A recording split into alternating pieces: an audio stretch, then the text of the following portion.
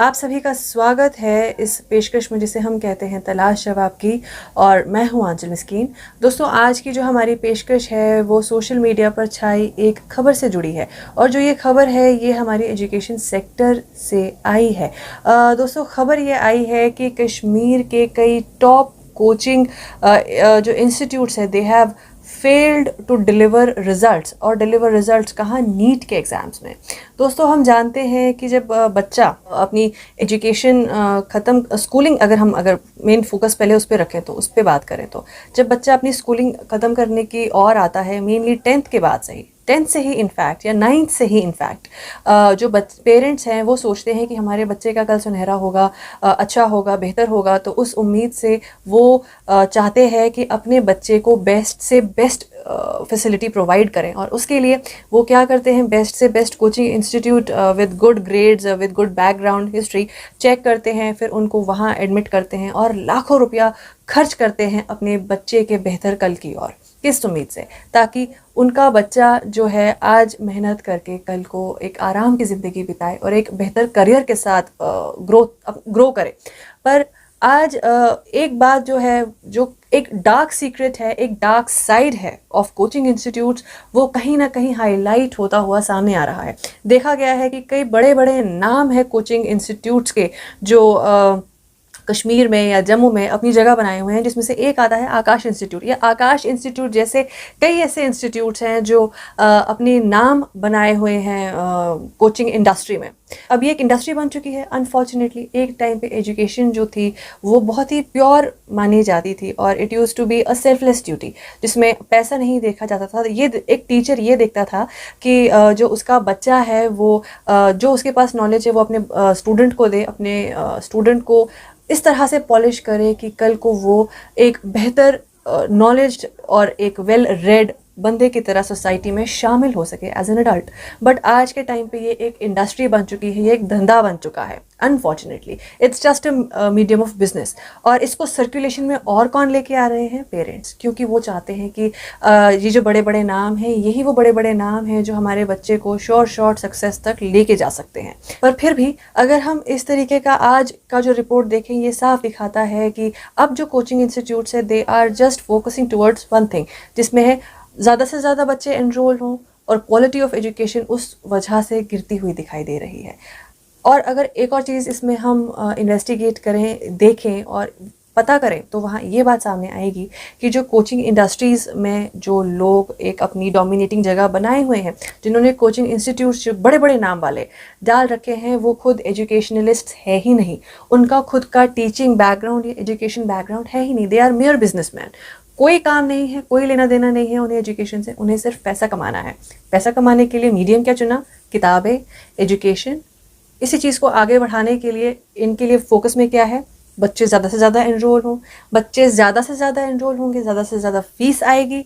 फिर उसके बाद बच्चा चाहे जिस तरह से भी पास आउट हो या नहीं हो, that is none of their concern. Though ये क्लेम करते हैं कि education plus good result is what they focus on, but unfortunately we all know उनका मेन फोकस कहाँ पे होता है। क्योंकि अगर एक सेल्फलेस टीचर है, वो कम से कम में भी एक बच्चे को बेहतरीन एजुकेशन प्रोवाइड कर सकता है, जिसके एग्जांपल कश्मीर में ही दूर दराज इलाकों में बसे ऐसे टीचर्स हैं जो गुमनामी में अकेले और मुफ्त में एजुकेशन इम्पार्ट कर रहे हैं, और जो उनके स्टूडेंट्स हैं वो बड़े से बड़े लेवल के एग्ज़ाम्स, चाहे वो नीट एग्ज़ाम्स हो, फिर वो चाहे IAS के पेपर हो या UPSC का कोई भी टॉप एग्जामिनेशन हो, उसको क्लियर करके एक ब्यूटीफुल फ्यूचर की ओर आगे बढ़ चुके हैं या बढ़ रहे हैं। वहीं अगर हम कोचिंग इंस्टीट्यूट की इंडस्ट्री की बात करें, तो वहाँ कोचिंग इंस्टीट्यूट जो बड़े बड़े नाम हैं, उनका फोकस आज के टाइम पे कोचिंग स्टैंडर्ड्स को बेटर करने का या टीचिंग स्टैंडर्ड्स को बेटर और मोर प्रोडक्टिव बनाने का नहीं है, बल्कि उनका फोकस है कि किस तरह से उनके इंस्टीट्यूट में बच्चे ज़्यादा से ज़्यादा एनरोल होंगे।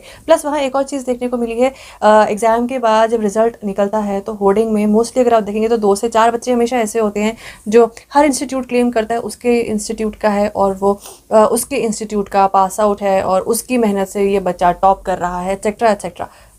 ये इस तरह के इंस्टीट्यूट्स भी जो हैं ये बच्चों के चेहरों को भी एक्सप्लॉइट करते हैं, और अनफॉर्चुनेटली पेरेंट्स जस्ट कि उनके बच्चे की शक्ल होर्डिंग पे आ रही है वो इस तरह से एक्सप्लॉइट होने दे रहे हैं। कहीं ना कहीं अगर देखा जाए तो जो इस तरीके का एक कल्चर सामने आ रहा है ये किसी भी तरीके से हेल्दी नहीं है। और फिर वहीं अगर इस तरह के जो बड़े बड़े कोचिंग इंस्टीट्यूट्स के नाम है वो रिजल्ट्स आज नहीं दे पा रहे हैं, तो वो इसकी जो वजह है वो बिल्कुल ही ऑब्वियस है। तो और आज अगर पेरेंट्स जो डिसहार्टेंड फील कर रहे हैं या आज उनका दिल टूटा है इस तरीके के रिजल्ट से इतने लाखों रुपए खर्चने के बाद भी, तो आज इस बात को एनालाइज करना बहुत ज़रूरी है, समझना बहुत ज़रूरी है, क्योंकि रीज़न इज़ ऑब्वियस।